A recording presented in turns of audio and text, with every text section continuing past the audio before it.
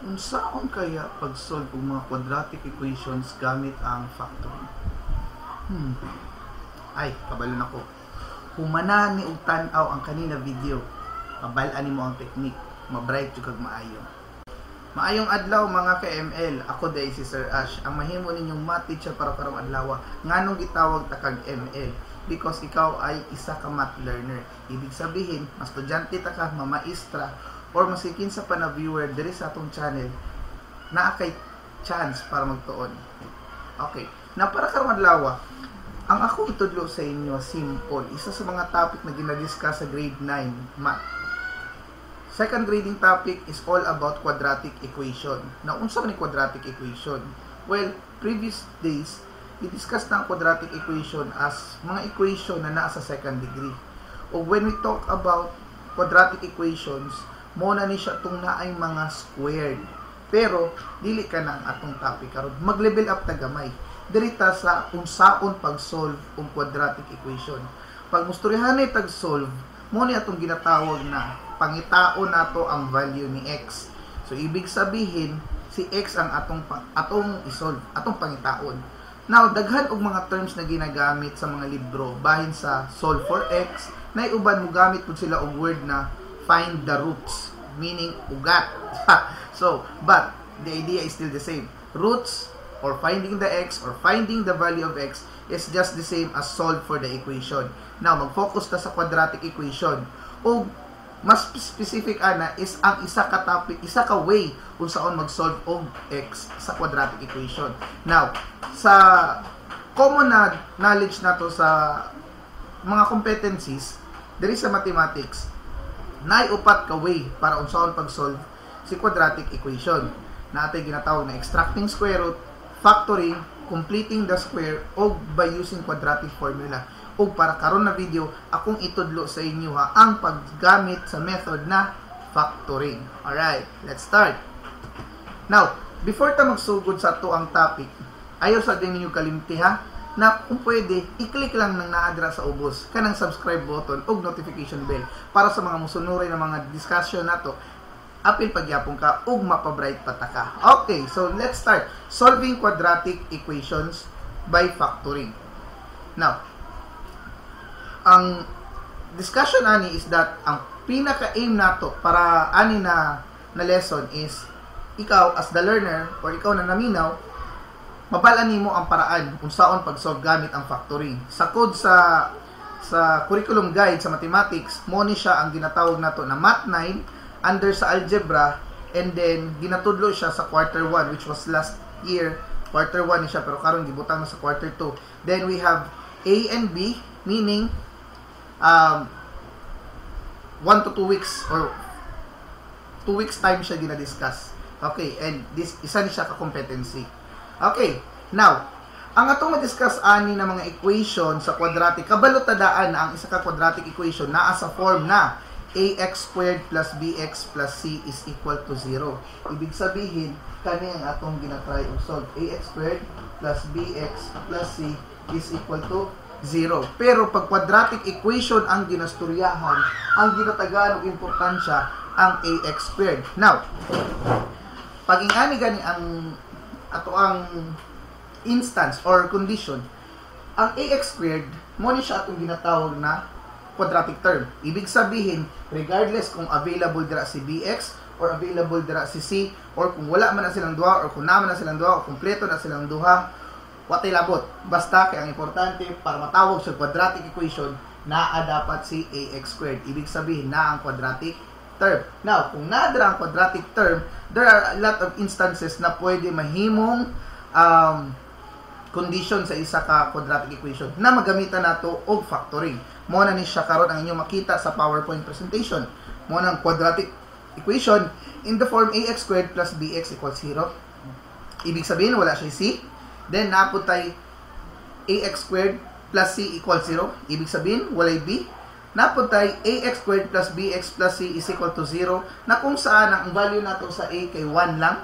So ibig sabihin ang coefficient niya 1. Makita na niyo later.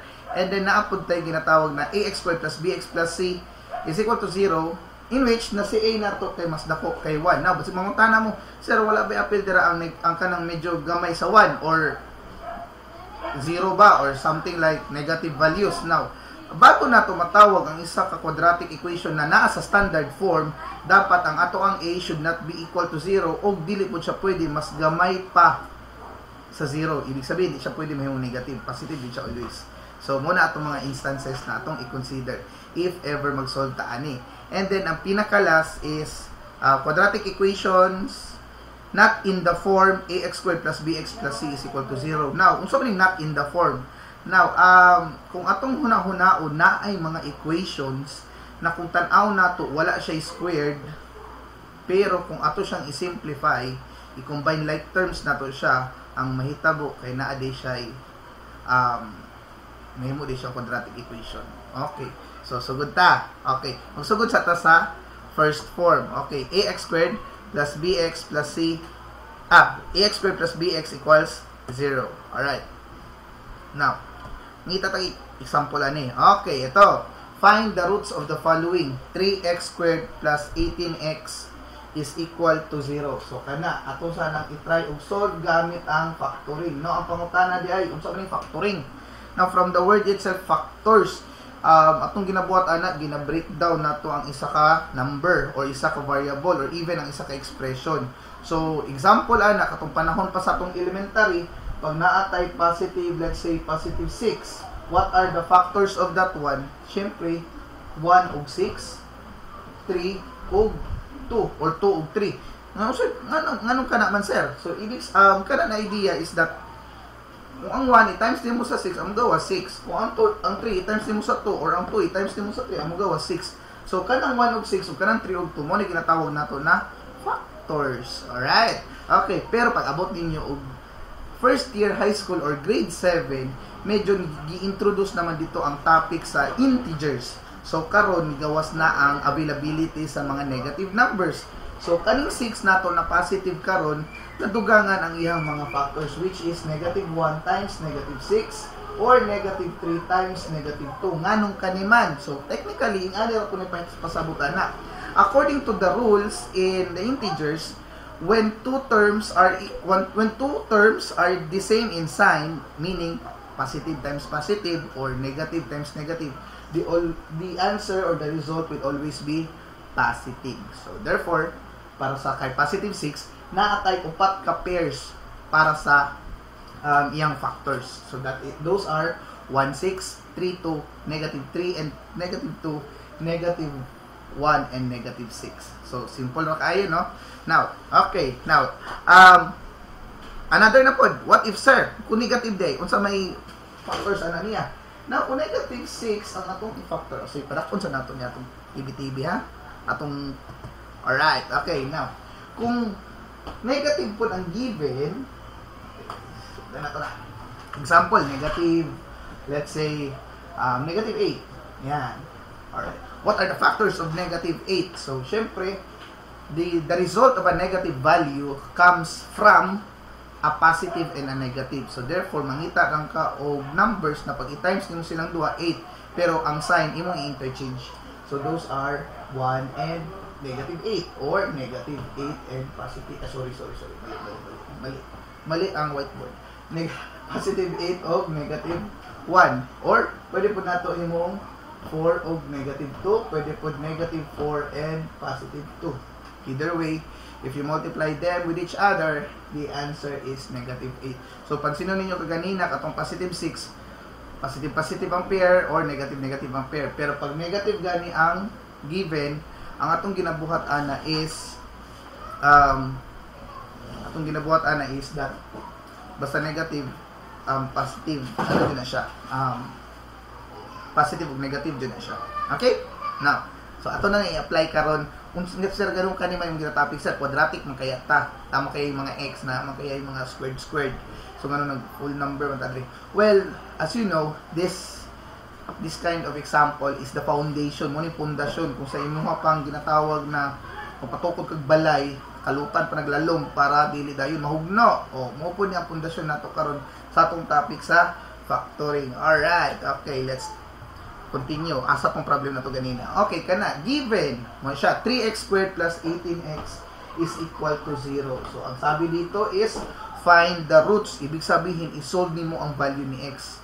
So, pag sinabing solve for the value of x, sulat na to problem na to. 3x squared plus 18x is equal to 0. Alright. Now, so, di pag-solve ka ron. Okay, ano ni siya? Okay. When we use factoring and there are two terms, meaning first term, second term, okay. When there are two terms, ang ginagawa natin is we tend to get the common of those terms. Ang ilang common factor, common number na pwede mag-divide sa or pwede po letter. Now, if you ask yourself, 3 and 18, unsa may common niya? Tama, 3. Alright, pwede silang duha i-divide og 3. Now, napay x squared og x 3. Next thing buhaton na is, what are the common factors of x squared and x? So, syempre, isa ka x. Now, ang idea ni is that, kung nakuha na nimo ang katong common sa duha ka term, mura nimo siya gi-extract sa yung tibuok equation or sa tibuok ano niya expression kani. So, kung i-extract nimo ang 3x gikan sa 3x squared, sa simple way, mura imong i-divide ba? Pag i-divide nimo ang 3x squared sa 3x, ang may bilin na lang ana x na lang. Kaya kung i-times mo sila duwag balik, mubalik ka sa original. Alright. Okay. So, ang 18x pod, pag i-divide nimo ang 3x, ang mabilin na sa iya is positive 6 na lang. Alright. So, equals to 0. So, as you can see, if you find the factors of this 3x squared plus 18x is equal to 0, though the factors are 3x and x plus 6. Now, ang pangunta na sir, pwede mo na baliktaro? Pwede, x plus 6 o 3x. Ay, ibali ang 3 o 6. Dito na mao. Alright. So, para ma-check nimo kung ikaw nanak ka sa imong sa imong papel, nga try po kag solve. Para ma-check nimo kung tama ba yung factor, pwede ra nimo i-distribute og usab. So 3x squared times x, 3x squared, 3x times 6 ana. Positive 18x. Pero ang idea ni is ayaw i-times og usab ha, kung mobalik ka sa original mo ra kun wala gibuhat na mag-atik ra. Okay, anyway, so nanatay duha ka factors para sa ato ang 3x ug x plus 6. Unsay sunod na to buhaton ani. So karon atong i-apply diri ang ginatawag nila na principle of zero product. Kasi unsa ang principle of zero product? Ingon pa sa mga bright nato na mga mathematician, pag ang A daw ug ang B i-times nimo ang mugawas kay 0, ibig sabihin isaan na 0. Kay any number multiplied by 0 is the answer is 0. So therefore, we can say that A could be 0 or B could be 0. Sir, unsa naman pasabutin mo ana, sir? Okay, ingani ni siya. Kaning A ug B, nag-represent siya aning duha nato ka factors. Okay? So ibig sabihin, after nato ma-factor ang kanina equation, pag nakuha na nato ang duha ka factors, para ma-solve na nato ang value sa x, pwede na nato i-separate na sila ang 3x ug ang x plus 6. Pero because of the principle of zero product, butangan na nato equal to 0, kani butangan nato equal to 0, and we can solve them separately. Now kaning 3x is equal to 0, mura ra ni siya ginatawag nato na linear equation. Linear equation na siya. Natun-an nato katong naka sa previous years na to when we were still in grade 8 and grade 7. So mo na pag-solve, you just divide both sides by 3, divide both sides by 3, makancel, x na lang mabilin, and you get the value of 0. And then the other one is x plus 6, para mabilin na ma-isolate na to ang 6, ang x na rin mabilin, ato lang ni siyang i-transpose. So remember, when we transpose a term, the sign of that term always change. Si positive may mo negative, si negative may mo positive. So plus 6 man ni siya, so may mo man siya karong negative 6, and that will be your final answers. Now tagaan ta mo og technique karon. Unsa man technique?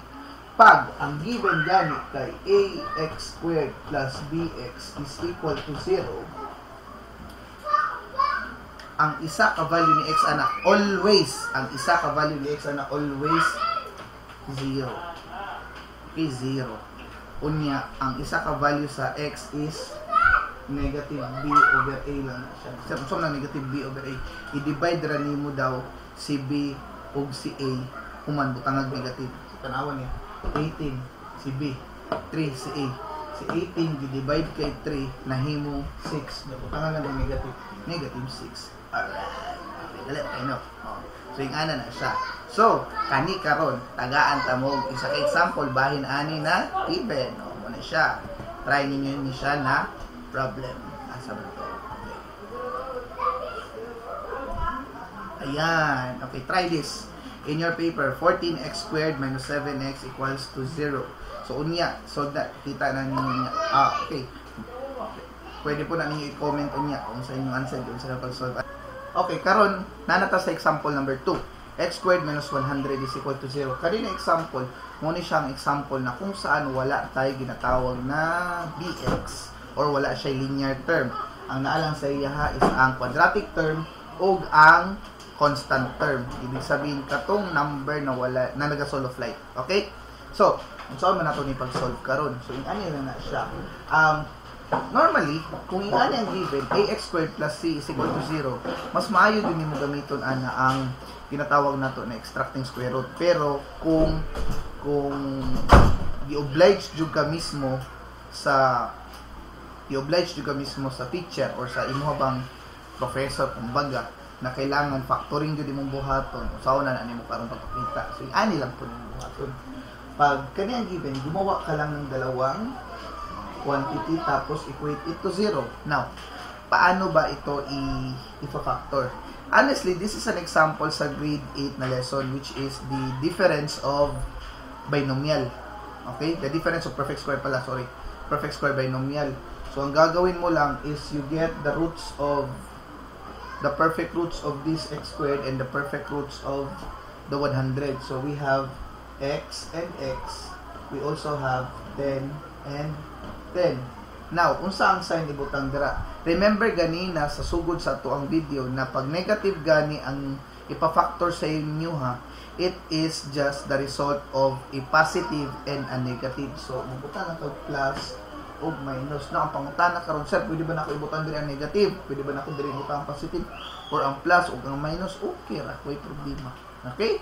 So, nga na lang. Then, you apply the principle of zero product. So, you have x plus 10 is equal to 0.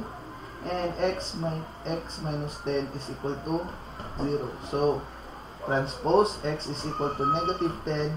And this one, x is equal to positive 10. So, these are the two values of x. So, nanaki-value ni x. Wala to siya. Answer na to siya na yun. Quite challenge. Alright. Now, kung mangutana mo yung sa pag-solve kung gamit niya ang extracting square root, I will teach you in the next video. So, kung saan siya pag-solve na extracting square root ang gamiton, mas dali to siya buhaton. Pero somehow, kani, pag ax squared plus c ang given, ana radyo na siya pumunta. But, ang limitation, siya yung limitation. Kung sa may limitation niya, magamit lang ni mo ni na technique if and only if they are the difference of perfect squares or perfect square binomial. Ano man, kay kung kani siya naka-plus na siya, dili na siya ma-factor. Kay lahi ang gawas. Okay, basta dili din siya mao. Ang mahitabo dun na is that dili nimo makuha ang dili mo ma-attain ang imong ginain. So, gusto jud ninyo prueba o sige, testingan nato pa. Alright. Ayan. Erase natin to ha. Let's try na. Kung what if daw ang given, what if atong i-consider tanan ng mga posibilidad para at least kay ngon jud tanan okay sige sir ipa-bright yun char okay so kanya buhaton nato ani is what if plus so kung gamit ka dira kato akong gitudlo sa inyo karon lang x ni diri unya positive ni diri kani positive pud ni dira 10 ug 10 now pag inyo ni siyang gamitan og FOIL method meaning first outer terms, inner terms, last terms, ang may tabuan na magkaroon ka og middle term na mo gawas bx ani. Okay? Na kung mo, sir, what if negative akong gamiton sir? Negative, so negative. Yeah. Negative dari negative po dari. Ang mo gawas kaya po na nagyap with bx, I tell you. Alright? So, better yet, kung ang ani, mo na siya ginatawag nato na ang limitation sa itong method na factoring, magamit lang yun siya if and only if the given equation or the given quadratic equation can be factored. Ibig sabihin, kung di siya ma-factor, lahi na method imong gamiton. Whether you like it or you like it. Alright. Okay. So, mo to siya ha. So, ang second example. So, syempre, pag second example gyatag, napon tayo ginatawag na try it yourself na question. Ayan. Okay. Kung sa itong try it yourself na question, ni. Lagi. Ayan. So, try this. X squared minus 49 is equal to 0. Isolve nyo yan sa paper ninyo. Gamit yung tinuro ko just now. Alright. Okay. Now, let's go to the third question. Ano yung third given equation? Ito yung x squared plus 7x plus 12 is equal to 0. Now, itong example natin sa pangatlo, ito na yung tinatawag na kumpletong standard form na talaga. Okay, x squared plus 7x plus 12 is equal to 0. Ibig sabihin, may a ka na, may b ka na, at may c ka na. So, mayroon ka na ax squared plus bx plus c is equal to 0. Na ang tanong niyan, paano mo yan siya isosolve gamit ang factoring? Now, I will teach you how. Ganito lang din yan kadali. Alright. So, ang technique dyan is very simple. Parang katulad lang kanina sa ax squared plus c is equal to 0. So, ang gagawin mo ay gumawa ka lang ng dalawang quantity equals to 0. Okay. Then, what you will do here is simple. You factor the first, and that will serve as the first terms of your quantity. And then, you factor the last, that will also serve as the last, the factors of your, the last terms of your second quantity. Now, English later, no? Basta naglibog mo. So, yung anira na siya. Ang x squared, kung sa may factors ni x squared, x o x. Karon ang pangutana, unsay factor sa positive 12? Mo na ni Ron, mo na ni challenging. Dire pa. Alright, daghan kay factors ang positive 12. Natay ginatawag na 1 og 12, natay ginatawag na 2 og 6, natay ginatawag na 3 og 4. Dapat yung tayo counterpart niya sa negative values, which is negative 1 and 12, negative 2 and negative 6, negative 3 and negative 4. Now, ang pangutana karon, sir, asa man dira na pares anong gamiton? Pati man daghana-ana, tama? Alright. So, imong buhaton na mo ang technique. So, once na gilista nimo tanan ang mga pairs or ang mga factors, you try to add them. Okay? I-add na nimo sila. Kung unsa tong sum na muhaon sa imong middle term, mautoy gamiton niyo. Example, ang 1 ug ang 12 i-plus ang mugawas 13. Ang 2 ug ang 6 i-plus ang mugawas 8. Ang 3 ug ang 4 i-plus ang mugawas positive 7.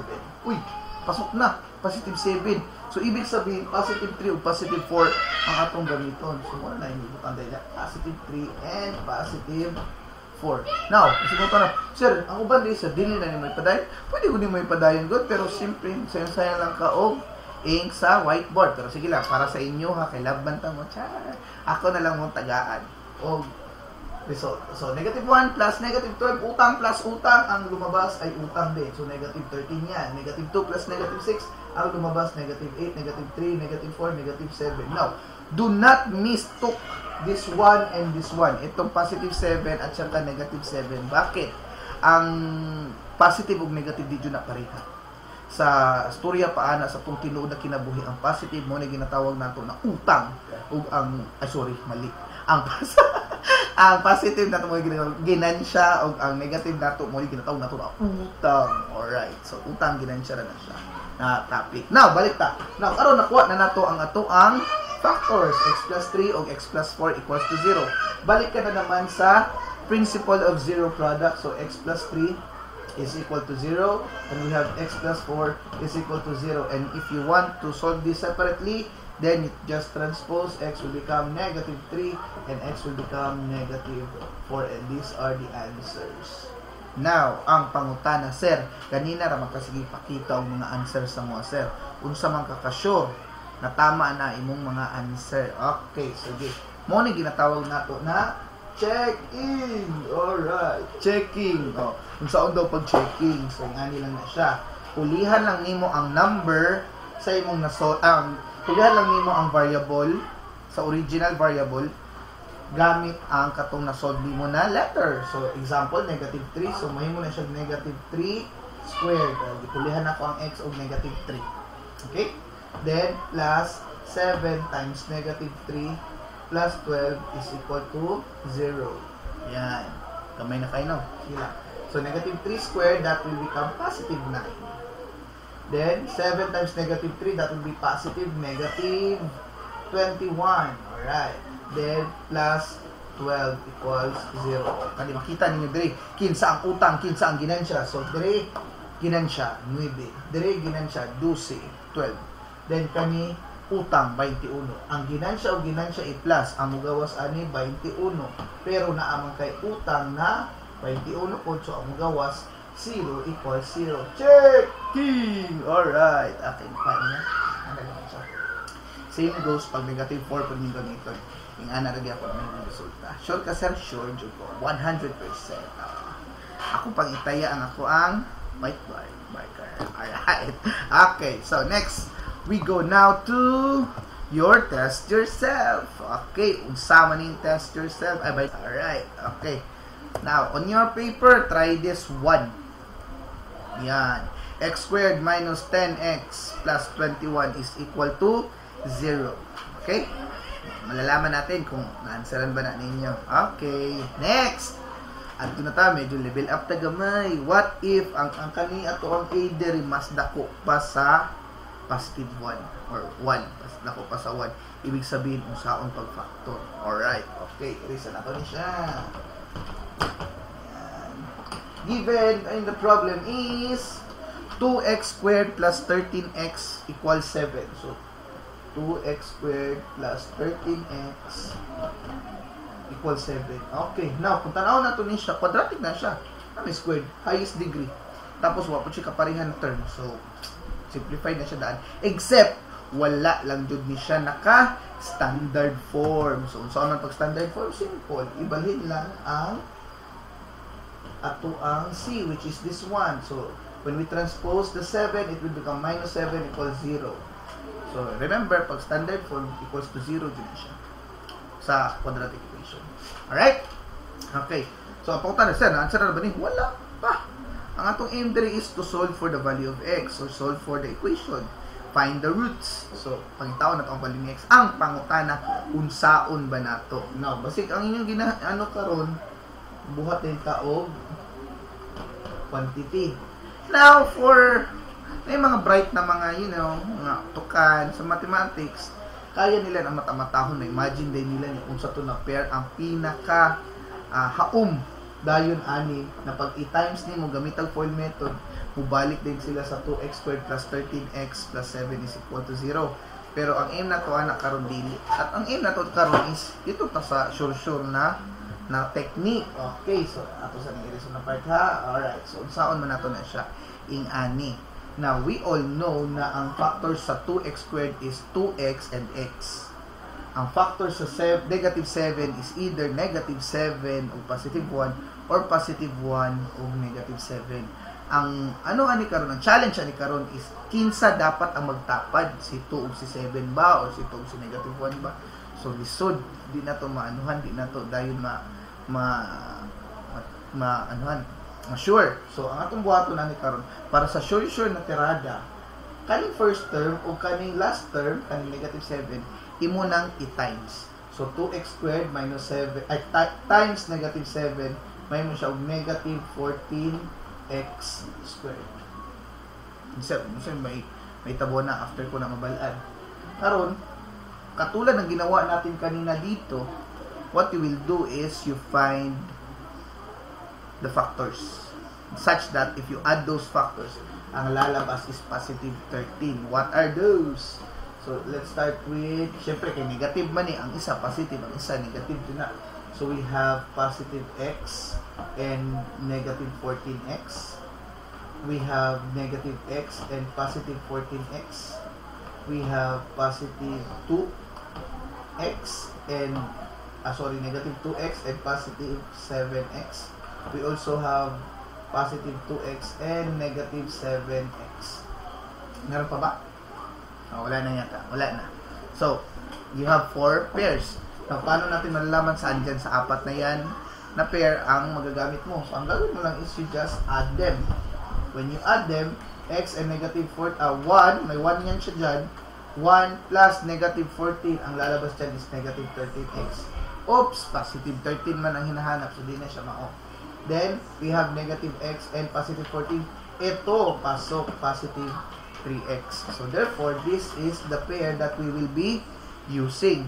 Now, dito, kailangan pa ba natin itong i-solve? Pwedeng hindi na, pero ikaw, for the sake of our learning here, so we have here 5x and we have here negative 5x. So, this is the pair that we will be using. Itong negative x at saka positive 14x. So, ang gagawin natin dyan is, itong original natin ngayon, o itong equation natin na naka-standard form, itong positive 13x, papalitan mo yan sa pair mo. Hindi ka pa gagawa ng ganito. Wala pa yun. Di pa ni mao. Okay? Wala pa na siya. So, what we will do here is, we change this equation. It will become 2x squared plus 13x. Magiging, ito na, negative x and plus 14x. Tapos, minus 7. I-copy ko lang kasi ito lang man yung pinalitan. Equals 0. Alright. Now, huwag mo i-solve ito kasi babalikan dyan. Now, ano bang aim nito pag nagawa mo na ito? So, technically, ang gagawin mo lang is, you group them.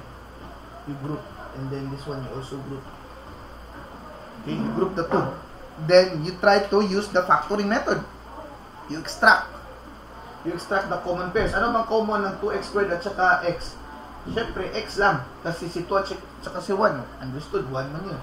So, if you extract the x here from this pair, ang lalabas dyan is 2x minus 1. Kasi 2x o 2x squared divided by x, 2x na lang. Negative x divided by x, negative 1. Alright. Now, dito naman may plus. Tama? Ano bang common ni 14 at 7? Siyempre, 7. So, 7. Alright. Ilabas natin si 7. By dividing 7 in this term, ang matitira na lang 2x. By dividing 7 in this term, ang lalabas negative 1. So, therefore, you have x times 2x minus 1 plus 7 times the quantity 2x minus 1. Now, as you can see, 2x minus 1 and 2x minus 1 are just the same. So, you could take them as 1, 2x minus 1. And ito namang mga nasa labas, itong mga outside factors, pwede mo din dyan i-take as 1. And now, you have now the pair, the factors for this given equation. Alright? You have x plus 7 and 2x minus 1. So, sorry ha, medyo maliit yung whiteboard natin. So, gamitin lang natin yung principle of zero product. So, you have x plus 7 equals 0. And you have 2x minus 1 equals 0. So, this will become x is equal to negative 7. Chwing! And ito naman, transpose, it will become 2x equals positive 1. Question, tapos na ba ako? Hindi pa po. Kasi, pwede mo pang i-divide ito by 2, i-divide by 2, cancel, x will become 1/2. So, ang question ngayon, sir, pwede din palang 1/2 ang sagot sa problem na yan? Yes, pwede. Because 1/2 is also a number. It is a rational number. Okay? So, those are the answers for this, the value of x for this given equation. Okay? Unta, nakasabot mo na, ha? So, syempre, again, meron na naman tayong test yourself. Try this question. Okay. Now, after natin sa level 4, ito naman ang challenging question para sa inyo. Okay? 5x squared is equal to 16x minus 3. So, paano yun siya isasagot? Simple. Alright. Okay. Gawin niyo muna standard form. Hint yan. Okay. Alright. Kung masabtan ninyo ang akong i-discuss kanina, maulang to siya ang akong matabang sa inyo.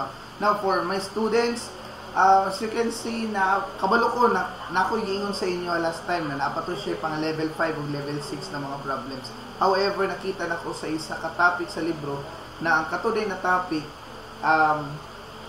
or kato siya na example, under siya sa isa ka-topic, which is transforming equation into quadratic equations, which can also be solved using the 4 methods. Mabalaan gyapon na ninyo after na ito ma-discuss ang upat ka-topics or upat ka-methods in solving quadratic equations. So hopefully daghan mong natunan karong adlaw ug daghan mong natunan mga techniques and tips na kung ma-encounter ninyo pohon sa pag-discuss sa inyong teachers ba or sa mga libro na inyong ginaansiran, hopefully man, sira na ninyo siya without any difficulty.